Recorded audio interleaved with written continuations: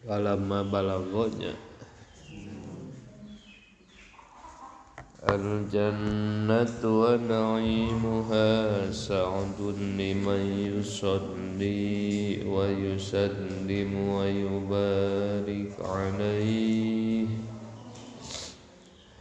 Qala mu'allif rahimahullahu ta'ala wa nafa'ana bihi wa bi ulumihi nafa'a mubarakan lana wa bidinika wa bin nasi ajma'in.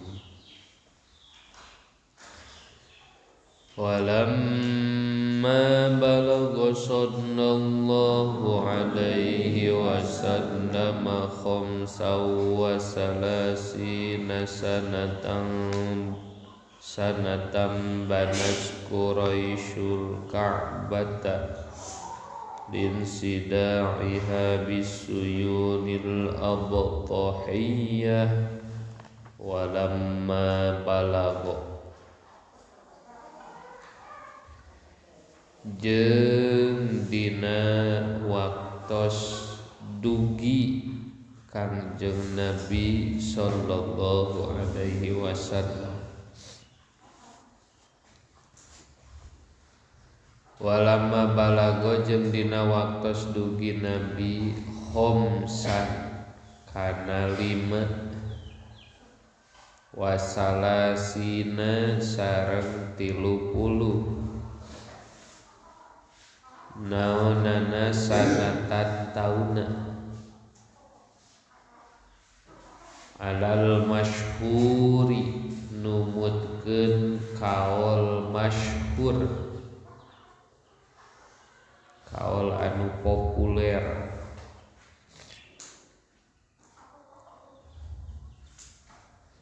Wakila jeung dicarioskeun deui kana buktos Nabi eta ibna khomsin budak 5 wa isrina jeung 20 naonana sanatan tauna cekaul kadua Nabi teh nembe yuswa 25 tahun.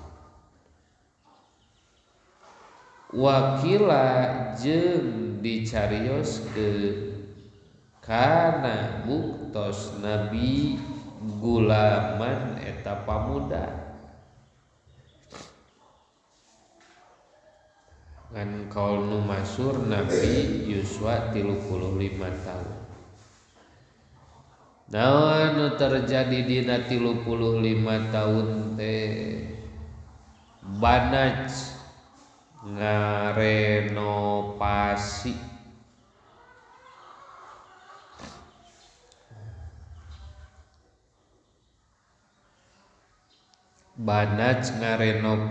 saha Quraisyunil Ka'bata sa Quraisyun kaum Quraisy al Ka'bata kana Ka'bah ala ghairi qawaidi Ibrahim bari teu sesuai pondasi Nabi Ibrahim. Ala ghairi qawaidi Ibrahim bari teu sesuai pondasi Nabi Ibrahim. Lidoyikin napakoti karena rupekna biaya alaihim ka ieu Quraisy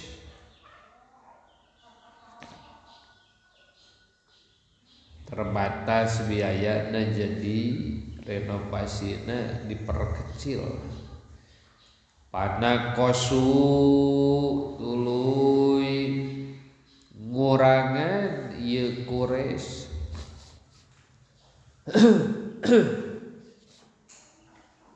min urdiha tina lebarna ieu Ka'bah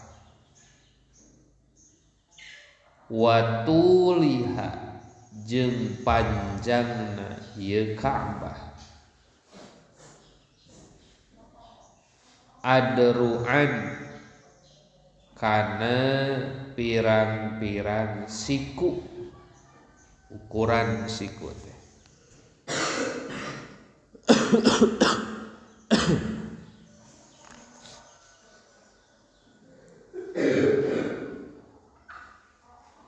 Wa hadza sareng ari ieu albina'u eta ngabangun fil marratit tasi'ati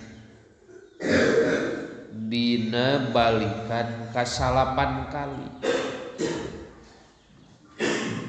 Jadi keur yuswa 35 tahun Nabi terjadi perenovasian Ka'bah. Ternyata perenovasian Ka'bah tos ka 35 tos ka 8 kali. Atu alhasil jeung ari kesimpulanana eta annal baita sanyana baitullah bunia eta dibangun atawa direnovasi ieu bait asyara marratin kana 10 pirang-pirang balikan.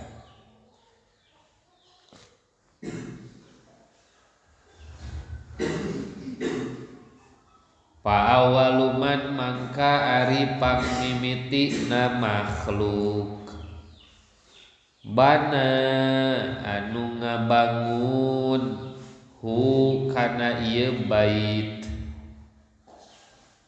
eta al malaikatu malaikat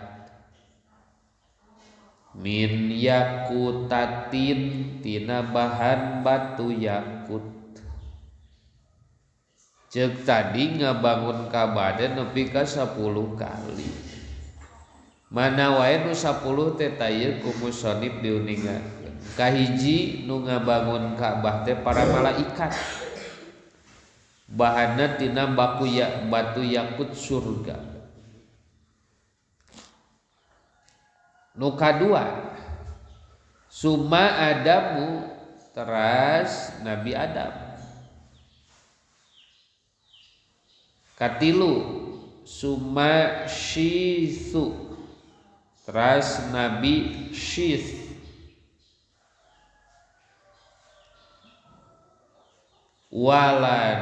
Waladuhu tegesna putrana Nabi Adam. Lisulbihi pikeun tulak rusukna Nabi Adam. Nu kahiji malaikat, nu kadua Nabi Adam, nu katilu Nabi Sis. Nabi Sis teh putrana Nabi Ibrahim. Kaopat summa Ibrahimu wa Ismailu. Kaopat Nabiullah Ibrahim sareng Nabiullah Ismail. 5 summal amalikotu tuluy kaum Amalikoh ngaran hiji golongan Amalikoh.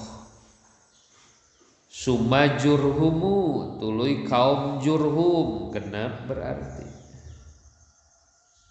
Summa Kusoyun tuluy kaum Kusoy 7. Summa Kilabun teras Kilab 8. Summa Quraisyun tuluy bangsa Quraisy 8.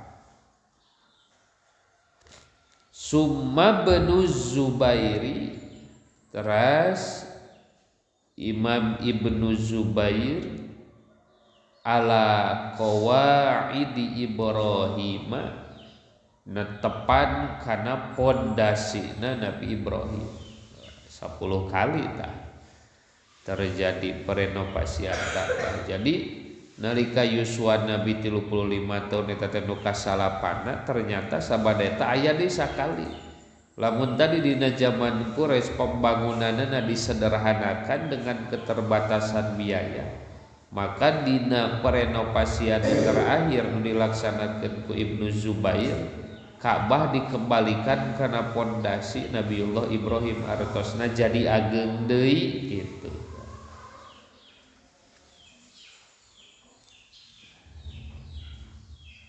Tapi aya keneh ieu di sumal hajjaju tuluy al hajjaj ala ghairi qawaid Ibrahim bari teu sesuai jeung pondasi Nabi Ibrahim.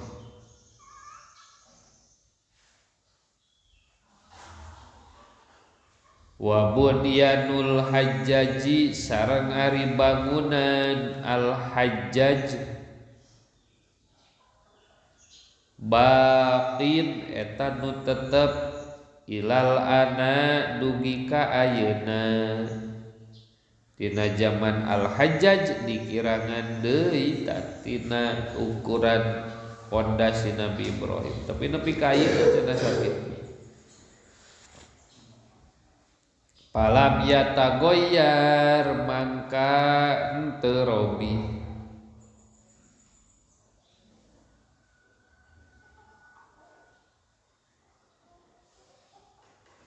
Itu bait illa fil mizani kecuali dina talang cai.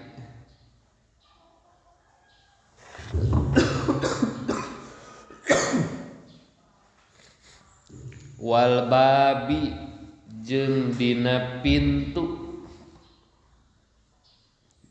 Ka'bah maksudna. Wasyaqfi jeung lalangit atap atuh. Warrohomi jeung batu marmer. Wa ba'di tarmimin jeung sawareh parombakan. Wa ba'di tarmimin jeung sawareh parombakan fil judoroni dina pirang-pirang dinding.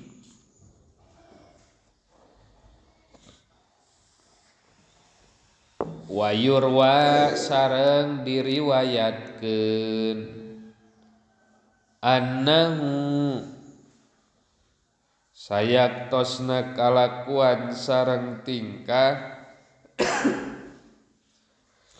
lamma bawa dina waktos tos nempatkeun. Lama bawa dina waktos tos nempatkeun saha Allahu Gusti Allah li khalilihi kakakasihna Allah. Nabi Ibrahim nu dimaksudkan pangkatna Nabi Ibrahim teh Khalilullah.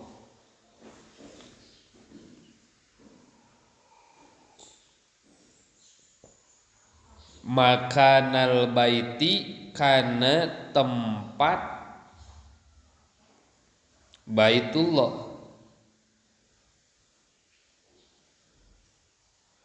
Wa maro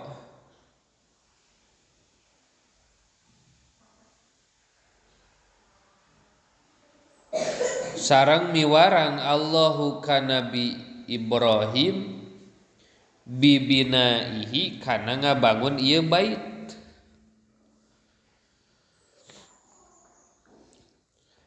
Akbala mangka madep Nabi Ibrahim minasyami ti negeri Syam.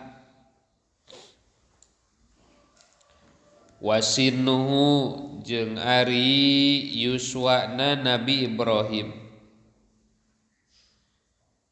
yauma idin dina waktos eta eta mi'atu sanatin 100 tahun. Subhanallah. 100 tahun yuswa Nabi Ibrahim. Wasin nubenihi jeung ari yuswa putra na Nabi Ibrahim. Ismaila tegesna Nabi Ismail eta sittatun genep wasalasuna jeung 30. Nabi Ibrahim na yuswa 100 tahun, Nabi Ismail na yuswa 30 genep tahun. Wa arsala sareng ngutus saha Allahu Gusti Allah ma'ahu sartana Nabi Ibrahim asakinata kana sakinah asakinata kasakinah laha anu tetep pikeun sakinah rosun ari hulu karo silhirroti sapertikeun hulu ucing wajana hani jeung 2 jangjang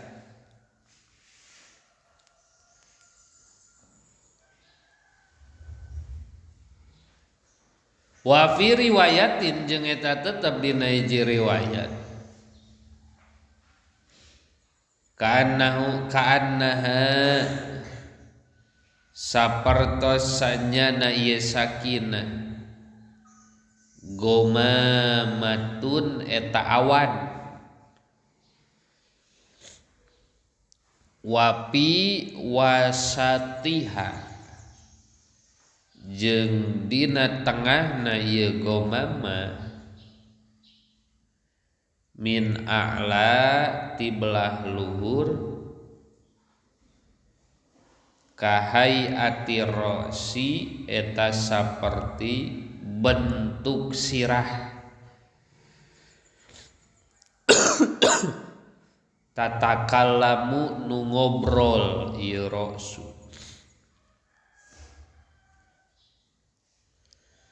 wa kanat jeung bukti ieu sakinah eta bimiqdaril baiti saukuran Baitullah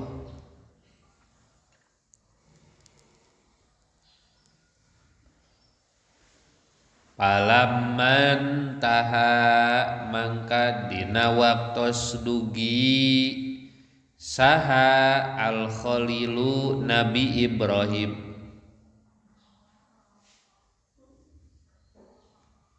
ila Makkah ka negeri Makkah wa qopaj mangka eureun ieu sakinah maudi'il baiti dina tempat Baitullah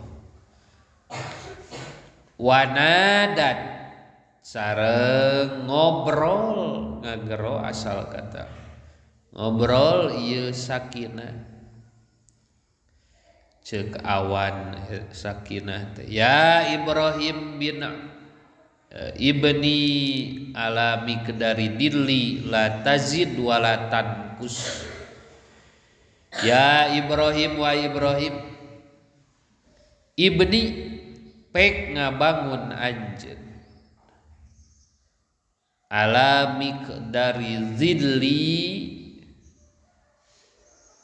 kana ukuran kalangkang kuring zilli kalangkang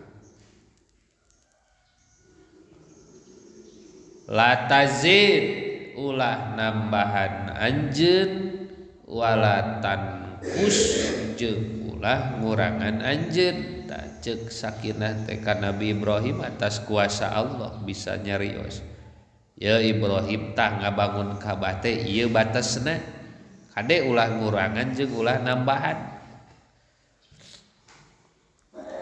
Wa fi riwayatil ukhra jeung eta tetep dina riwayat nu sanes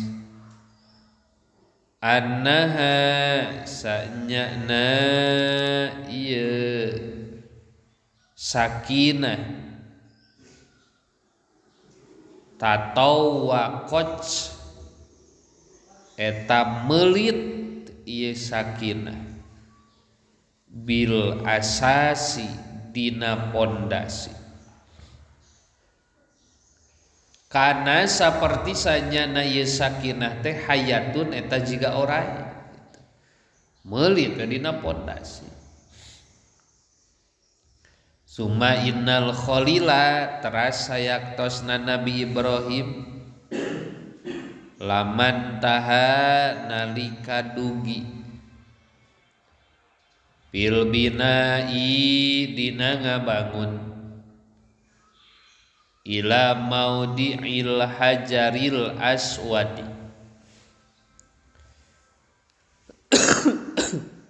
kana tempat hajar aswad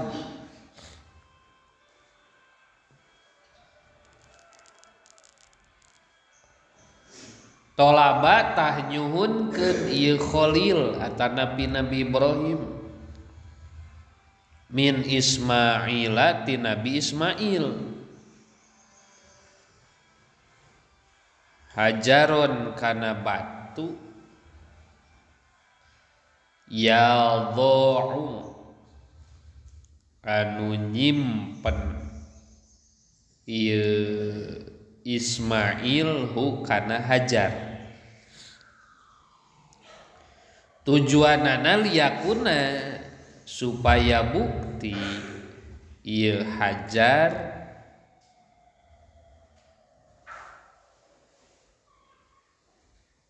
alaman eta jadi ciri ala bad'it tawabi kana ngamitian tawab. Jadi ngitung kurilingan tawab nu 7 kali tadi hitung sakuriling teh setarna teh ti lempengan hajar aswad gitu. Mun nama ya ciri lampu hejo. Tadi dinya nguriling nepi ka hajar aswad berarti ka karasa kuriling. Tawab ke kan 7 balik. Pajaat teras dongkap hu ka Nabi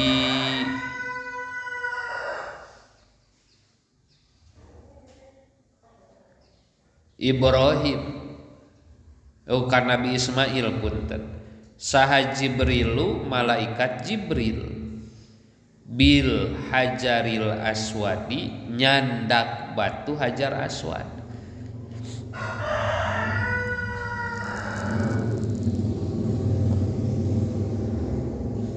Jadi batu surga ari hajar aswad min Abi Kubaisin ti gunung Abi Kubais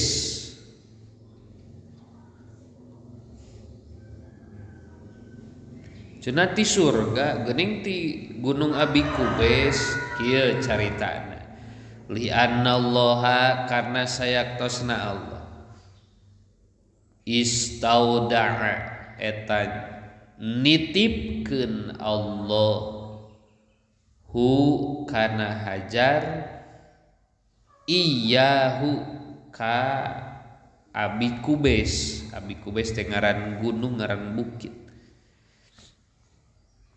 lama gurikot nalika diteuleumkeun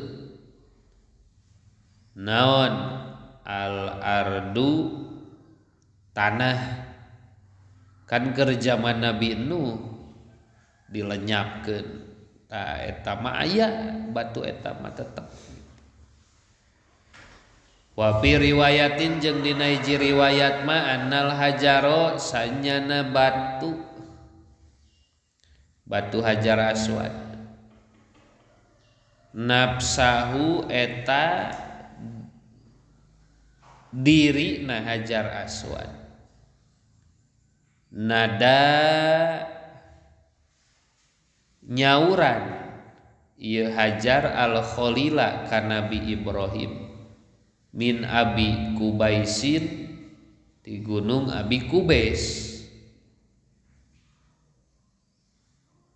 Ha anada cek batu ya cek batu. Ha anada yeuh kuring di dieu.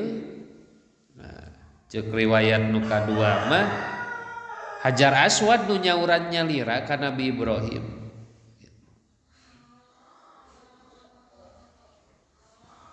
Parokot teras naik Nabi Ibrahim ilaihi ka ieu Abi Kubais. Fa akhoda teras nyandak Nabi Ibrahim hu kana Hajar Aswad. Pawa doa teras nyimpen Nabi Ibrahim hu kana Hajar Aswad bi maudihi dina tempatna. Wakila jeung ceuk hiji kaol mah innal jabala sanyana ari gunung nada eta ngagero ieu jabal ka Nabi Ibrahim. Pakola mangka nyarita ieu jabal ya Ibrahim laka indi amanatun fakhudha. Laka eta tetep pikeun anjeun indi disandingeun kuring. Amanatun ari aya amanah.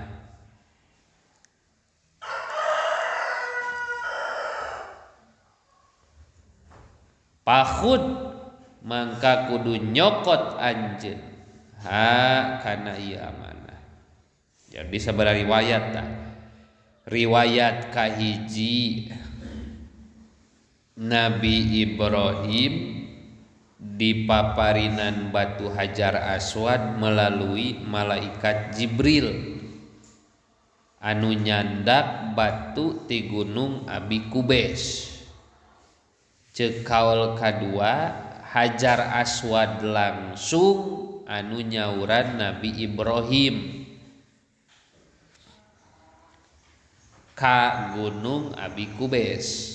Ceuk kaol katilu gunungna nu bisa nyarita nyauran ka Nabi Ibrahim supaya tiasa nyandak batu Hajar Aswad. Ngan nu paling inti eta batu Hajar Aswad teh asli posisina teh ti surga tadina. Ku Allah disimpen di gunung Abi Kubais gitu. Lin sidaiha karena retak ieu Ka'bah ae in shikoki judronil Ka'bati karena retakna dinding Ka'bah. Pakhopat mangka sieun saha Quraisyun kaum Quraisy in hidamah kana robohna ieu Ka'bah.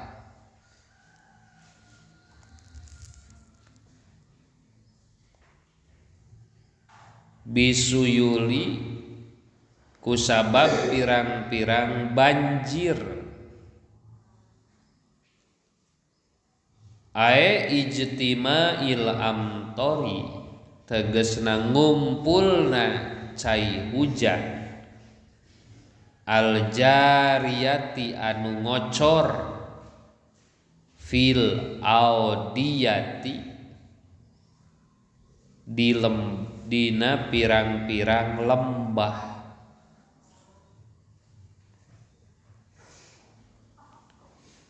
Al abtohiyati tegesna abtohiyah. Naon ari abtohiyah? ayil mansubati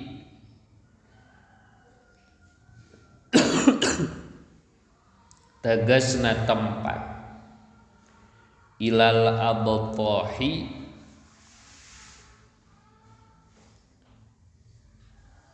kana tempat deui alladzi anu huwa ari ladi teh almahsobu eta tempat jumroh.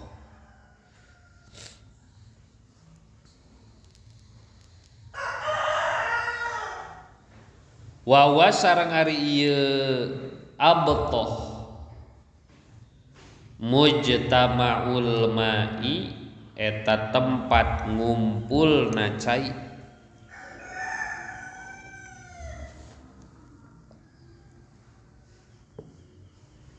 aljari anu ngocor min toriki jabali harroa tina jalan gunung Harro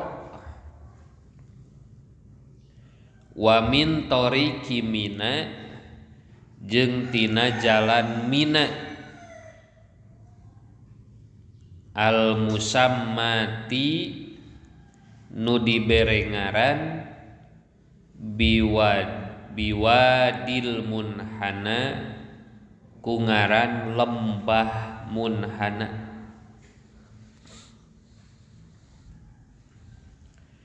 Wadzalika jeung ari itu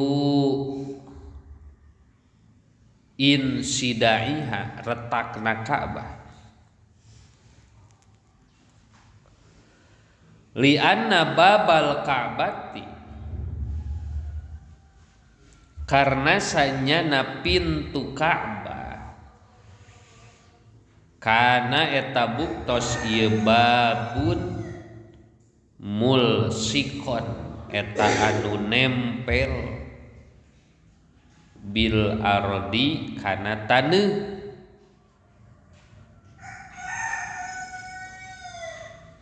wa kana jeung bukti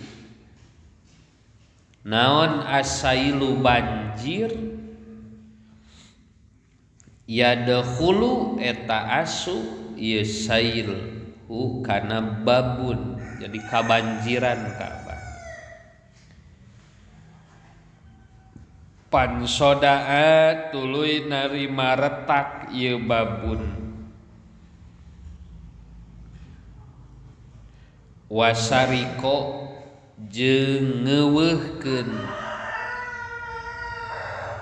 ieu soda toyibal Ka'bati kana kaindahan Ka'bah.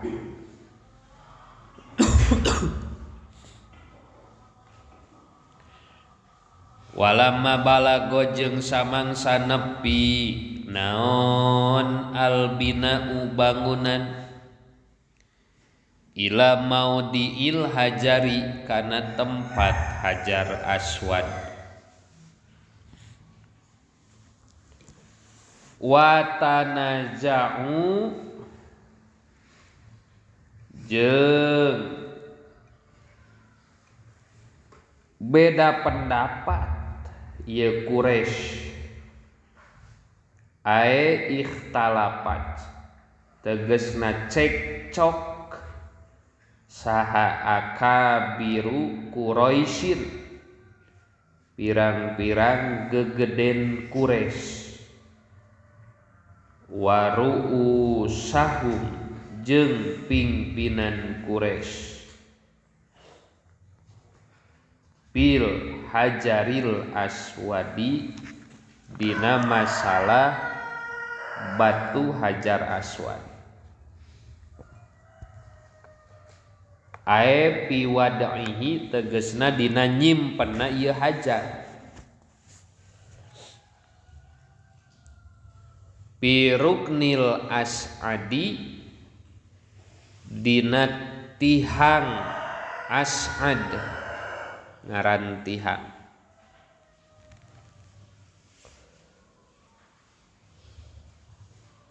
Waqalat jeung nyarita ieu kaum kapayun. Waqalat jeung nyarita saha kullu qabilatin setiap qabilah. Nahnu ari kami ahakku eta leuwih ngahak biwad'ihi kana nyimpenna hajat parebutan ceuk kaum kahiji kuring nu berhak mah tuluy we parebut kitu. Wal hajarul aswadu jeung ari batu hajar aswad huwa ari hajar aswad eta min yakutatin tina batu yakut baidoa anu bodas asalna mah bodas. Hajar aswad teh hajar teh batu aswad hideung padahal asalna mah warna bodas geuningan jadi dingaranan batu hideung. Nah, innama sawada pastina jadi hideung ngahideungkeun hu kana ieu yakut naon khotoya bani Adam kasalahan turunan Nabi Adam. Jadi asalna bodas eta batu teh ku akibat dosana jalma jadi hideung eta batu teh. Kan dicariuman ai batu hajar aswad teh sunnah ngecup hajar aswad atawa istilam.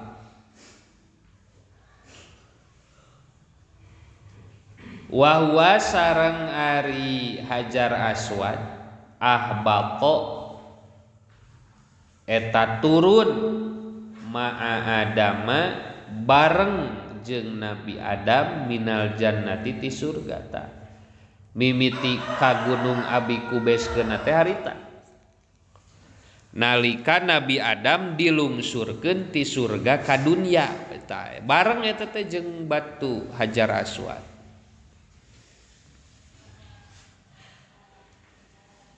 Wa kada jeung eta nya kitu deui aso Musa ari tongkatna Nabi Musa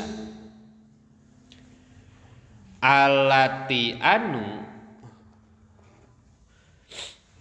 hiya ari ieu aso eta min asil jannati tina tihang surga. Iteukna Nabi Musa oge anu jadi mukjizatna geuning anu jadi oray eta tina hiji tihang nu aya di surga gitu. Wa maqamu Ibrahim jeung maqam Ibrahim maqam teh tempat wa khatamu Sulaimana jeung cingcina Nabi Sulaiman batuna ti surga warna beureum cenah cincin Nabi Sulaiman wa warokut taini jeung tangkal buah tin.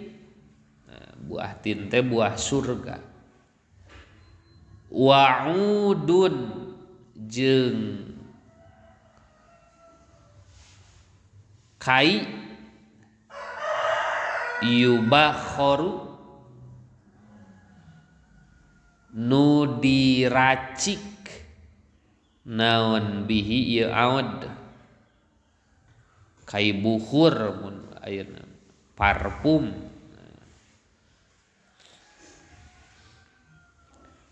Tanbihun ari ye taiji pangeling-eling bieu dicaritakeun nu turun ti surga teh batu hajar aswad bareng jeung Nabi Adam tuluy naon deui bieu teh tongkat Nabi Musa sami ti surga tuluy makom Ibrahim, tuluy cingcina Nabi Sulaiman, tuluy buah tin jeung kai bukhur. Ta eta kabeh ayana ti surga asalna dilungsurkeun ku Allah ka bumi. Ari kitu sakumaha panjangna nya tongkat Nabi Musa teh. Kanat buktos naon aso Musa tongkatna Nabi Musa.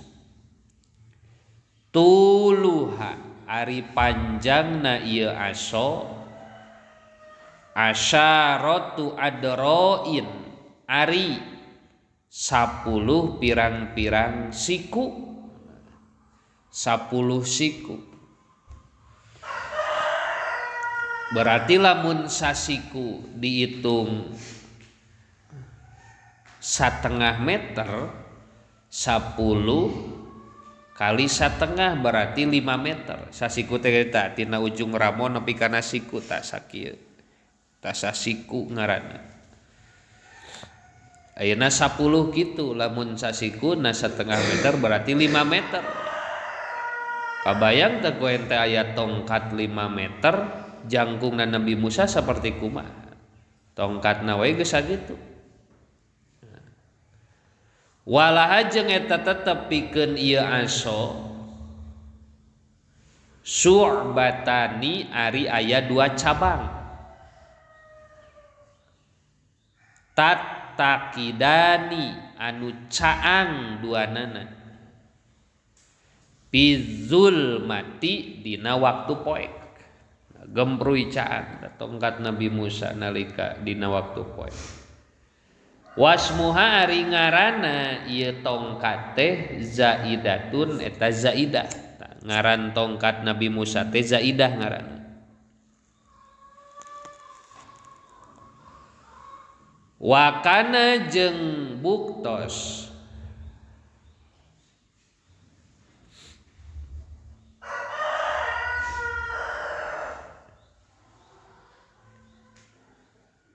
maktuban eta ditulis alaiha dina aso nah dina tongkat Nabi Musa teh aya tulisan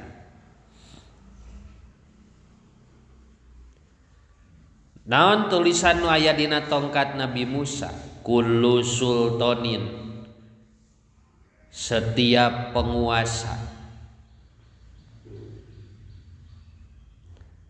la ya'dilu anu teu adil bi sultanatihi dina karajaanana huwa ari ieu kullun wa fir'aunu jeung fir'aun sawaun eta sarua nah, dina tongkat Nabi Musa teh aya tulisan raja nu teu adil sarua wae jeung Firaun hiji ta tulisanana dua wa kullu alimin la ya'malu bi ilmihi wa iblisun sawa naudzubillah Allahu akbar wa kullu alimin jeung ari saban nu berilmu la ya'malu anu teu ngamalkeun ieu si alim bi ilmihi kana ilmuna huwa ari ieu alim wa iblisu jeung iblis sawaun eta sarua nu kadua tulisan dina tongkatna Nabi Musa teh kullu alimin la ya'malu bi ilmihi wa iblisu sawa ari jalma nu berilmu nu teu amal kana ilmuna sarua wae jeung iblis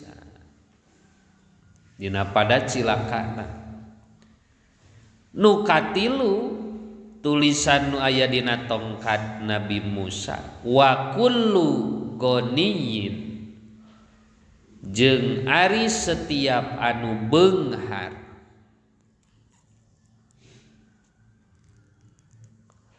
layan tapiu nu teu ngalap manfaat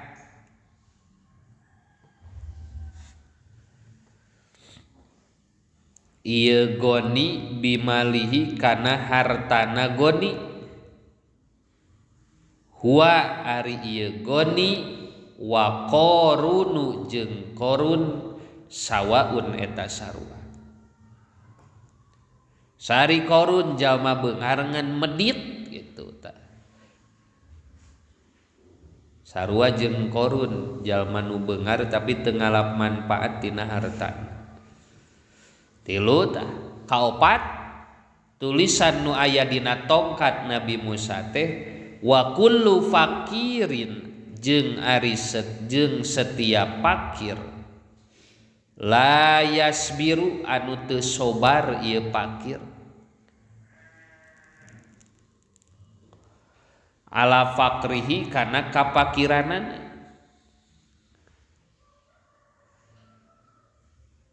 Huwa ari ieu fakir wal kalbu jeung anjing sawaun eta sarua. Nauzubillah ya. Jadi eta ta opat tulisan nu aya dina tongkat Nabi Musa. Hiji tulisanna teh setiap raja anu teu adil sarua jeung Firaun. Nu kadua tulisanana setiap anu berilmu nu teu amal kana ilmuna saperti iblis sarua jeung iblis. Nu katilu jalma beunghar nu teu ngalap manfaat tina hartana sarua jeung korun. Nu kaopat fakir nu teu sobar sarua jeung anjing. Eta papatah atawa tulisan nu aya dina tongkatna Nabi Musa. Atirillahumma qabra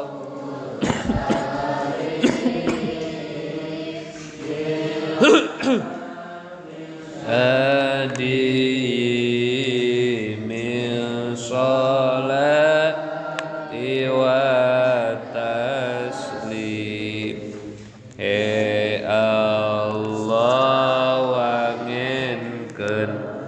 pada